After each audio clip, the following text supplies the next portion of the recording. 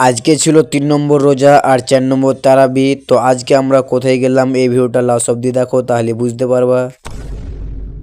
আজকে চলে গেলাম আমাদের বাগানে ঘুরতে, আর আমাদের বাড়ি থেকে কিন্তু আমাদের বাগান যেতে হবে প্রায় 2 ঘন্টার রাস্তা। তাই জন্য আমরা এই বাইকটা নিয়ে এলাম, আর এই বাইকে চেপে আমরা চলে গেলাম বাগান। আর এই যে এটা দেখতে পাচ্ছ, এটা হচ্ছে আমাদের বাগান। তো বাগানের এরিয়াগুলো তোমাদেরকে কেমন লাগছে অবশ্যই একটু কমেন্ট করে জানিয়ে দাও। আর আমাকে কিন্তু বাগানে ঘুরতে অনেক অনেক ভালো লাগে।